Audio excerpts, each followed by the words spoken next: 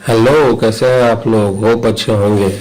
Class 8 के घन एवं घनमूल क्यूब एंड क्यूब रूट जो है हमारा नेक्स्ट चैप्टर है।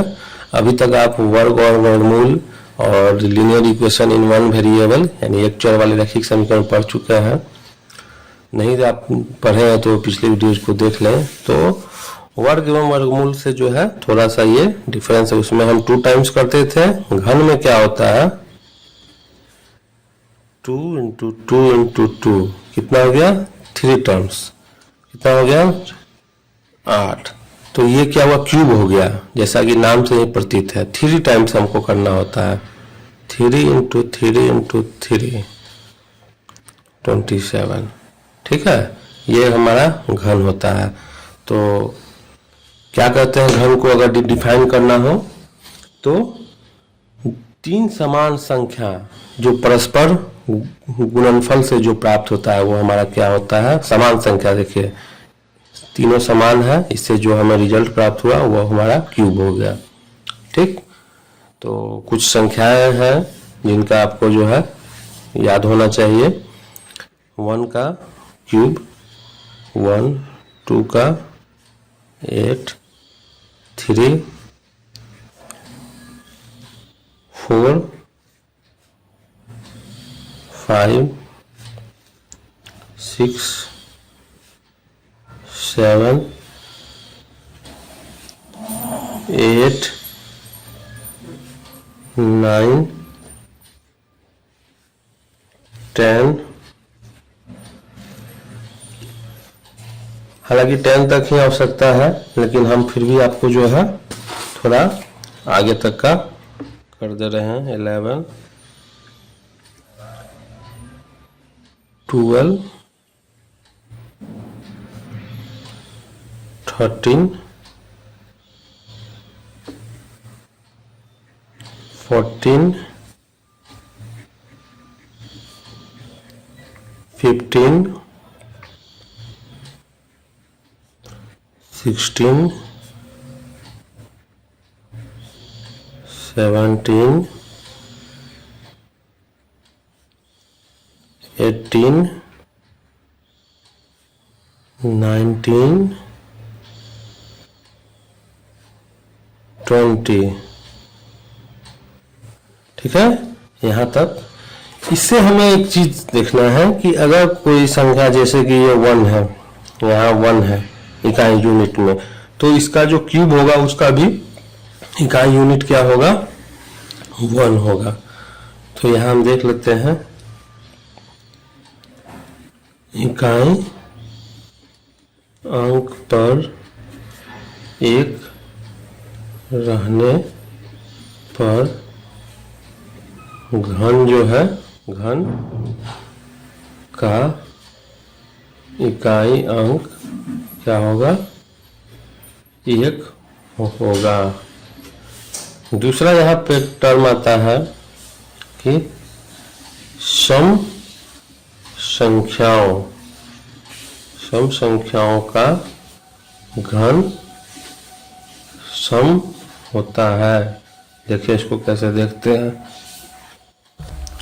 सम है, इसका घन सम, ये देख लीजिए। 4, 6 का 16, 216, 8 का 3, जो भी सम है उसका सम ही होता है। विषम संख्याओं का घन विषम होता है। ठीक, जैसे 3, 27, 5, 125, 7, 343। ठीक है, इस टाइप से। अब एक टर्म यहाँ आता है कि अगर 0 वाले जो है, तो जैसे कि 0, 10, 100 इस टाइप के जो संख्याएं हो, 200, तो इन सबों का घन निकालना हो तो इसके लिए हमें क्या करना होगा? तो 0 छोड़ करके जो रिमेनिंग है उसका हमें जो है क्यूब निकाल लेना है। जैसे कि 10 का क्यूब निकालना हो तो 1 का तो 1 ही हो जाएगा, और जो 0 है जितने टाइम्स उतना मल्टीप्लाई 3, जैसे 1 है तो 3 हो गया। 100 का करना हो तो 1 और 2 है तो 6, 3 के पेयर में। ठीक, 200 है 2 का क्यूब, 8 और 2 0 है तो इनका पेयर कर देना है। ठीक, ये हो गया। उसके बाद एक नेक्स्ट टर्म आता है हमारा, जैसे कि घन संख्याओं को जो है क्रमागत विषम संख्याओं के जोड़ के रूप में, घन संख्या को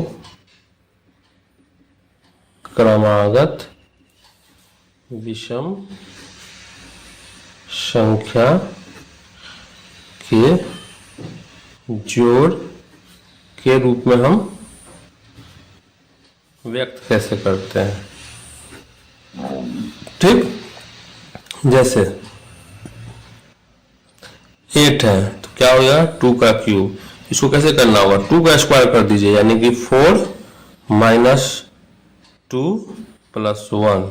पहला हमारा जो है क्रमागत विषम संख्या ये आ जाएगा, कितना हुआ 2 प्लस 1 यानी कि 3। ठीक, 3 आया तो 3 और 2 संख्या है तो 3 प्लस 5, देखिए 8 आ गया। अब 27, 3 का क्यूब है तो क्या करेंगे इसको 3 का स्क्वायर माइनस 3 प्लस 1, पहला विषम संख्या हम निकालने के लिए। ठीक, तो क्या हो जाएगा 3 9 माइनस 3 6, 6 प्लस 1 यानी कि 7, तो ये हो जाएगा 7 प्लस 7 के बाद 9, 3 है 9 के बाद 11, देखिए 27 हो गया ना। इसी तरह 64, कितना हो जाएगा 4 का क्यूब, तो इसको हम लिख सकते हैं क्या हो जाएगा 4 4 जा 16 माइनस 4 12 प्लस 1 13, तो पहला इसका 13 प्लस 15 प्लस 17 प्लस 4 टाइम्स है 19, 64 हो जाएगा। ठीक, एक और देख लेते हैं 125, 5 का क्यूब, तो 25 माइनस 5 20, 20 प्लस 1 यानी 21 से शुरू होगा, 21 प्लस 23 प्लस 25 प्लस 27 प्लस 29। ठीक, ये हो गया। चलिए इस पर कुछ जो है हम वो प्रश्न देख लेते हैं। जैसे क्या 512 एक पूर्ण घन है, 512, तो इसका जो है हम फैक्टराइजेशन कर देते हैं, तो 2 2 जा 4 5 6 2 1 2 8, 2 से 6 4 और 6 4 का 3 2 16 8 8 का 2 4 2 2, इसको हम क्या कर सकते हैं 2 इंटू 2 इंटू 2, फिर 2 इंटू 2 इंटू 2 इंटू फिर 2 इंटू 2 इंटू 2। देखिए 3 3 का पेयर बनाते हैं, 1 2 3, तो ये हमारा हो जाएगा 2 इंटू 2 इंटू 2 इसका क्यूब। ठीक, तो क्या है ये हमारा पूर्ण घन है, 3 का पेयर बन जा रहा है तो ये पूर्ण घन है। ठीक, ऐसे ही हम जो है पूर्ण घन फाइंड आउट करते हैं। अब नेक्स्ट वीडियोज में जो है हम प्रश्नावली और विभिन्न एग्जाम्पल्स को देखेंगे।